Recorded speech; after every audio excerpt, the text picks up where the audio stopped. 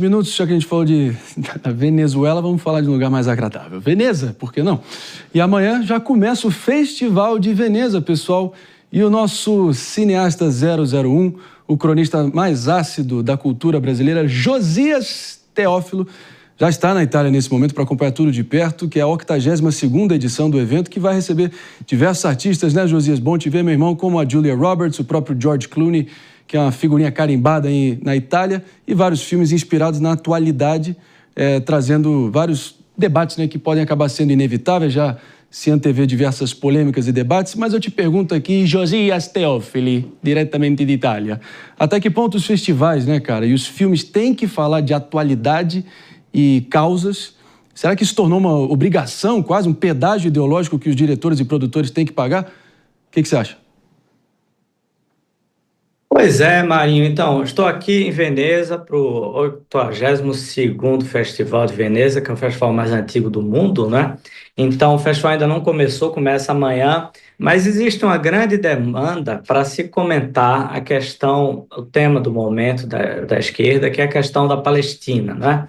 Situação de Gaza. E se espera que vá acontecer alguma coisa, os artistas vão se manifestar e tal. Eu, pessoalmente, acho muito chato essa coisa de que todo festival tem que se posicionar politicamente. Se você vê os festivais do passado, em que tinha tantos filmes relevantes, a política não entrava, né? E eu tenho saudade dessa época. E eu tenho a impressão que isso começou principalmente em maio de 68, né? Quando o Festival de Cannes aconteceu naquela época, e Jean-Luc Godard com Truffaut, eles pararam o festival e acabaram indo lá para se juntar aos manifestantes, e foi toda aquela comoção, né? E então é uma coisa cada vez mais obrigatório essa necessidade de comentar a atualidade, né? E se fala cada vez menos de cinema. Se você for ver os festivais de cinema do passado, os cineastas chegavam com uma proposta estética, ou falar de algum tema específico, mas não necessariamente eles estavam envolvidos em política. Aliás, eu escrevi um artigo na Cruzoé falando sobre o problema do documentário biográfico, né? Dá a impressão, vendo o documentário, que todos os artistas, porque é obrigatório, eles tentam sempre relacionar o artista com o seu momento político, né? Sendo que tem artistas que não tinham relação nenhuma com política. Tinham artistas que ignoravam solenemente o tema, ou que comentavam, mas não nos seus filmes ou não nos festivais, né? Então, dá a impressão, pelos documentários, que todo artista, por exemplo, se tratando de artistas americanos, que todos eles se opuseram à guerra do Vietnã, todos eles participaram da revolução sexual, da liberação sexual. E, na verdade, se você for ver direitinho, a história é muito mais complexa. Tem grandes artistas que não estavam interessados nesse tema. E eu acho que os festivais poderiam muito bem se focar no tema dos filmes, na questão estética, cinematográfica, porque tem muito que se debater esse tema. E, para terminar, eu só queria falar uma coisa a mais, que eu tenho a impressão, esses documentários, eles sempre tendem a fazer parecer que os artistas mudaram o mundo. Eu tenho a impressão que o mundo muda sozinho e os artistas vão junto.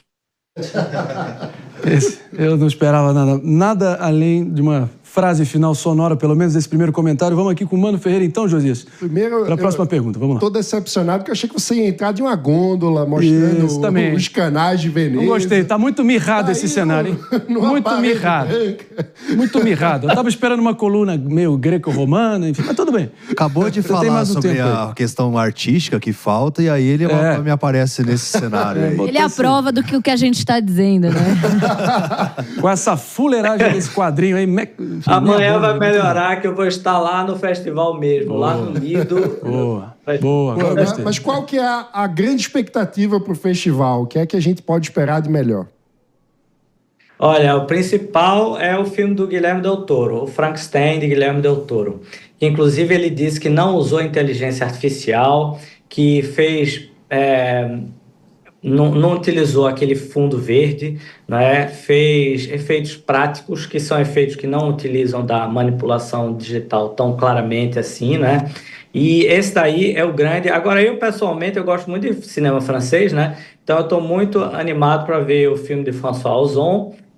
Tem um filme também de Olivier Assayas, e tem vários filmes aí muito interessantes. Tem também filmes restaurados, né? Então, tem uma grande quantidade de obras restauradas, como um dos meus filmes prediletos, que é o Cais das Brumas, Quai des Brumes, de Marcel Carné, um filme de 1939, uma coisa linda. Meu amigo Josias, saudade do tempo onde a arte realmente era feita só para ser arte, para realmente elevar os sentidos de nós seres humanos e não como veículo político partidário, mas você deu um panorama bem completo do que a gente pode esperar e com certeza a gente conta contigo para repercutir os resultados por aí. Tenho certeza que você vai brilhar também como sempre. Tamo junto, mestre. Obrigado.